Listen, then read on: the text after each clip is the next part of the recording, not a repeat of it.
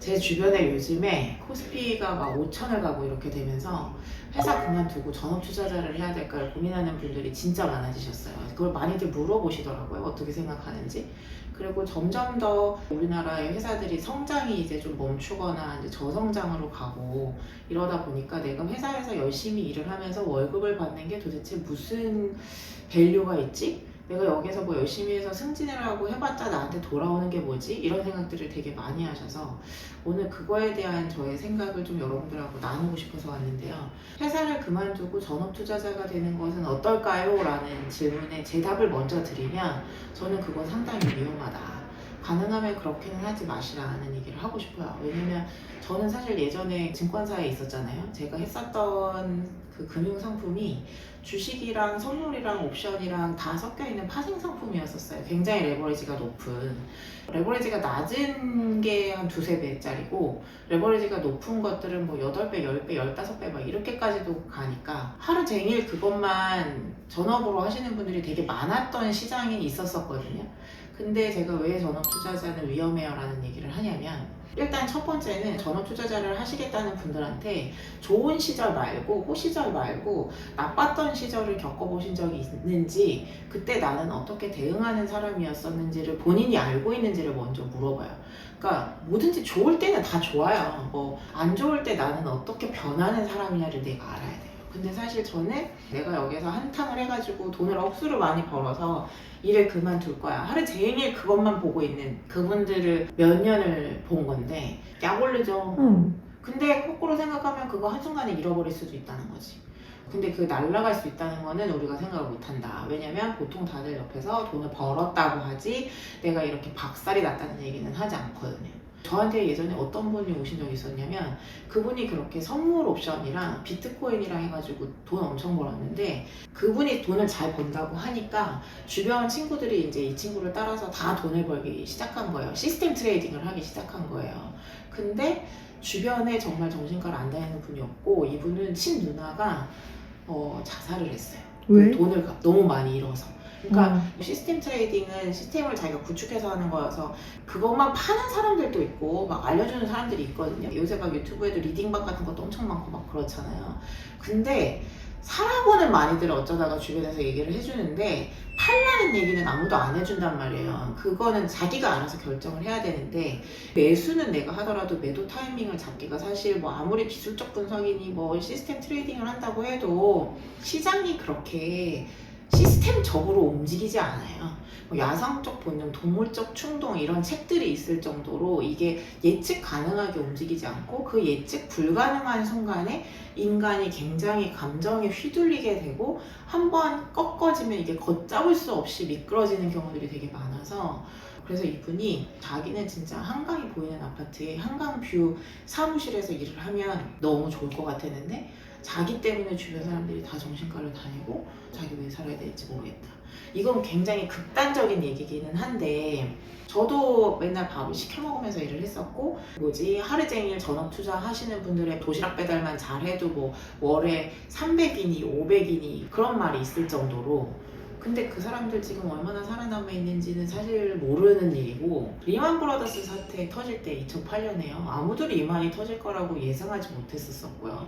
그때 코스피가 얼마까지 갔냐면 920인가 890인가 매일매일 하한가를 받았어요. 전체 주가 종목들이 모든 종목이 하한가, 지수가 하한가를 매일같이 가면서, 그때 코스피가 그때도 그럴 때였어요. 우리나라 이제 뭐 건전해졌다, 시장 좋아졌다 막 이랬었었는데, 갑자기 리만이 터지면서 미국이 그렇게 박살이 나니까 우리도 박살이 나기 시작하는데, 리만 브라더스가 그때 서브프라임 모기지 터지면서 그거 그렇게 될 거라고 예상한 사람이 몇이나 있었겠어요. 그리고 그거를 말을 들은 사람은 몇이나 있었고, 그랬고, 그 다음에 2012년, 2013년 이럴 때 막 그리스 사태가 또 나고, 그리스가 망하네 마네.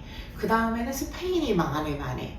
뭐 항상 위기는 항상 있어요. 그러니까 내가 위기에 얼마나 강한 사람인가, 위기를 어떻게 대응할 수 있는가가 사실 되게 중요하고, 저는 지금 코스피 5천 시대가 되게 위험하다고 생각하는 게, 주가 지수가 오른다는 것은 사실은 제대로 되려면 기업들의 기초 체력이 받쳐줘야 되거든요. 기업들이 되게 골고루 돈을 잘 벌고 있어야 된다는 말이에요. 이익이 잘 나고 기업들이 성장을 잘 하고 있어야지 그냥 미래에 이럴 것이다 라는 희망만 가지고 있는 거는 되게 위험해요.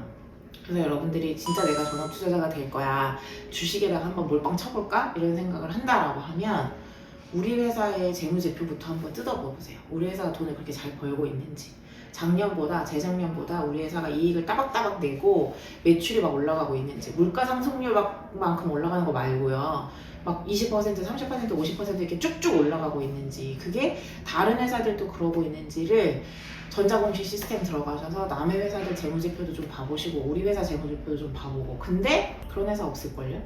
지금 이렇게 코스피 5천 가는 거 SK 하이닉스하고 삼성전자가 다 끌어당기고 있는 거다. 사실 저는 그렇게 생각해요. 지금 막 AI 막 이렇게 되면서 수혜를 받을 수 있는 일부 회사들이 막 날아가면서 이렇게 되는 거지, 우리나라 회사들의 기초 체력이 그렇게 탄탄하고 단단한 상태라고 보기가 저는 어렵다라고 사실 생각하기 때문에, 한편으로는 일하는 것에 대한 가치를 우리가 생각을 해보면 일이라는 게 과연 돈을 벌기만 하기 위한 수단이냐, 일은 물론 돈벌이를 위한 수단이기도 한데, 저는 예전에 증권회사를 다닐 때 사실 스트레스를 되게 많이 받기도 하고 그래서 다시는 일을 하고 싶지 않다고 생각했었거든요. 회사에서 나올 때는 나는 회사를 나가게 되면 일은 안 할 거야, 그냥 집에 맨날 누워있을 거야, 백화점 돌아다니면서 그냥 카페에나 앉아있고 놀고 먹고 싶다 이렇게 생각했었는데, 일을 안 하니까 인생이 노잼이더라고요. 그러면서 내가 진짜 그러면 하고 싶은 일은 뭘까? 내가 진짜 잘하는 일은 뭘까? 이런 것들에 대한 고민을 하다가 여기까지 오게 된 것이기도 해서, 일을 통해서 내가 사회하고 관계를 맺고 일을 통해서 어떤 나의 쓸모와 가치에 대해서 확인을 하고 성장하기 위한 수단이기도 한 거여서, 나는 이 일을 통해서는 돈을 못 버는 것 같고 그냥 주식해서 돈을 버는 게 훨씬 더 좋으니까 얘는 그만둔다, 이렇게만 생각하지는 않으셨으면 좋겠어요. 저는 그렇다고 해서 주식이나 부동산이나 재테크를 하지 말라는 건 아니에요. 하셔야 된다고 생각해요. 그런 위기 상황이 올 때에도 어느 정도 나를 지탱해줄 정도의 현금 흐름을 내가 가지고 있냐. 일을 통해서 우리가 월급을 받는다는 거는 매월 나에게 어느 정도 일정한 캐시플로우를 만들어준다는 얘기이기도 하기 때문에, 그러면 내가 주식 전업 투자 몰빵 쳐서 할 거야 라고 하면 평소에 캐시플로우는 일정하게 어떻게 만들 건데? 하는 것들도 다 생각을 해보셔야 된다. 저는 이게 전업 투자자는 바로 돈이 왔다 갔다 하는 거니까 나의 욕망을 내가 어떻게 컨트롤할 것이냐도 사실 되게 중요하다고 생각해요.